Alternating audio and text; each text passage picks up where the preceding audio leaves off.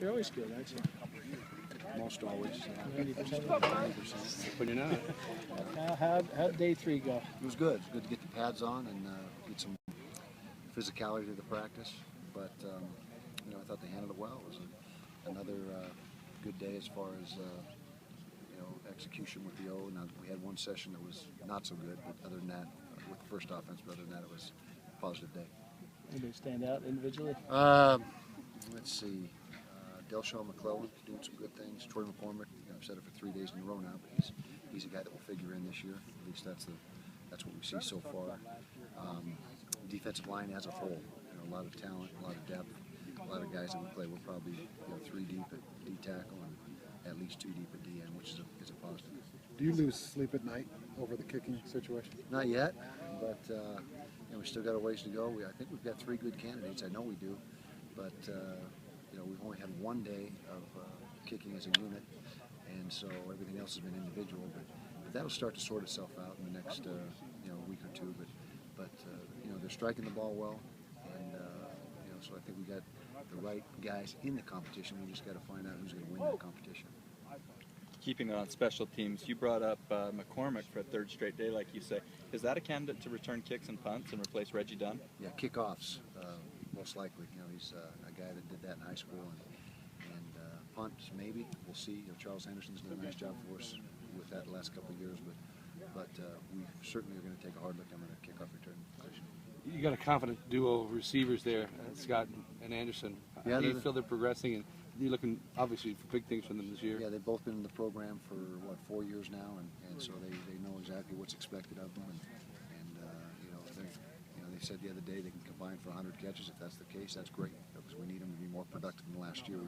We didn't get enough production in the throw game. Now it's not all the receivers' fault. I'm not trying to paint that picture, but if we're going to be better this year, we have got to be a lot better throwing the football.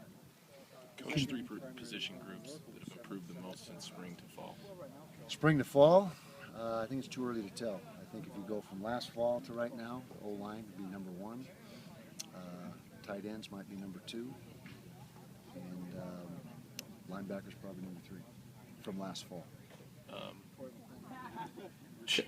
Go ahead. Kelvin York says he's lost a little. Screwed your train of thought. Kelvin York says he's lost a little weight. He's kind of in better shape for this type of offense. Is he going to be your featured back that you're looking for to be productive this year? That's the plan right now. Now, again, there's a lot of practice that's going to take place and work between now and August 29th. But as of right now, he's separating himself from the other backs. And as I mentioned before, for Kelvin, it's a matter of staying healthy. The big issue with him has been nagging injuries, and he's got to make sure that he's on the field consistently. How do you do that? Stay healthy. That's part of being good. You're fast, you're big, you're strong, you're durable. That's part of the equation. So he's got to be durable. Rashawn Hooker was seeing some reps at safety today. What's going on with him? Well, with Tevin Carter still not here, and you know, we don't know when that's going to happen, and potentially may not happen to get him here. We're short a guy. He was a 10-800 meter guy in high school, so he's got great speed. He's bulked up to play linebacker, but you know, Tevin, we got to have Plan B, and so he's getting some reps there. He's starting to drop a little bit of weight. We're going to take a look at him there for at least a week or 2, and then make a decision. What does that do to your linebacking core then? We're deep enough there that we shouldn't miss a beat. You know, we've got enough bodies there and guys that have played that we should be okay with that. Is your number 1 concern the kicking game, or is there someone else? Corners is the number 1 concern. They've made progress. We've got a lot of talented players there. They just have no game experience or very little game experience. But that would be the main concern. Kickers would be number 2. Is there a leader out of those corners that you see? Keith McGill, you know, he's the senior. Him and Mike Honeycutt are the 2 seniors in the group, and the rest of them are brand new to the program. We're very young in the program, so those 2 guys are taking the lead. But we got some talented young guys. They just haven't played any college football. Well, speaking of that, when Justin Thomas couldn't play as a high school senior, did that set him back as well? Probably, yeah. He's rusty because of that. But, you know, he's been with us for this is his 2nd fall, so hopefully, you know, most of that rust is gone. But certainly that is in the equation. Coach Latu Heimuli, good story this fall. Great story. You talk about him and what he's had to go through. Yeah, he's gone through a ton to get himself back, and if he ends up being able to, you know, be here throughout the season and be a contributor, that'll be the comeback story of the year. I mean, he's a guy that was all but DQ'd from football with numerous injuries and setbacks, and he's fought and got himself back to where he feels great right now, and you know, we just hope it continues. How big of a help would he be? Big for help. that depth? When we recruited him, he was a national recruit. He had offers virtually across the country, and he's a very talented kid. And if he's healthy for the season, that gives us one of the best tackles in the Pac-12 conference. Thanks.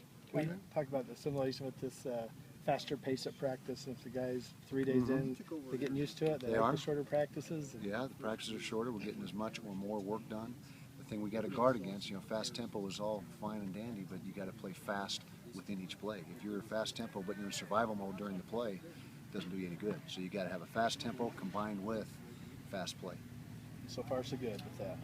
The fast play part of it has got to pick up. We got some guys that know how fast we're going, and so they just got to go as hard as they can go. If we need to sub them out, we will. But that's I explained that to him after practice today. That fast tempo is great, but we got to play fast within those plays. And so you're not fast enough yet, you're saying? Nope, we're not. We're not fast enough yet. We're not fast. We're fast enough just physically, but not fast. We can't. We're not in good enough shape right now to play 6, 8, 10 plays in a row, full speed at that tempo. If that makes sense. Yeah. Smith was in the pit. Just as Smith. What's that? Joe, the hamstring. Tweaked it towards the end of practice, and so that's 3 hamstrings now. And so, although Micah's was very mild, he was back out today. So, but that's concerning. That we're 3 days and 3 hamstrings. But I guess injuries go in cycles. Every year it seems to be something different that is the injury of the year. Fun way to end practice there today. Yeah, found out which state was fastest, and actually Texas had a 5-yard lead and screwed it up. And Scally and Johnson were the coaches. I blame it on the coaching, and Texas should have won that, I think. But California came away with the victory. You've mentioned that you're moving more away from the 4-3, more into a 4-2 base. Who are you looking for as that fifth defender? Is it going to be a corner? Is it a Corner? Yeah, a nickel back. Corner. Yeah, it's a nickel back typically for us anyway. Is a corner. Yeah. Who was it? It was California, Texas. Who was it? Utah, California, Texas, and other. Yeah, I had to explain to about 10 or 12 of our guys what the other was. Well, I'm from this state. Where do I go? Well, that would be other. So wait a minute, who's the fifth state? It was Utah, California, Texas. And other. So if you're not from either of those 3, you're with the other. And that group was small. 80.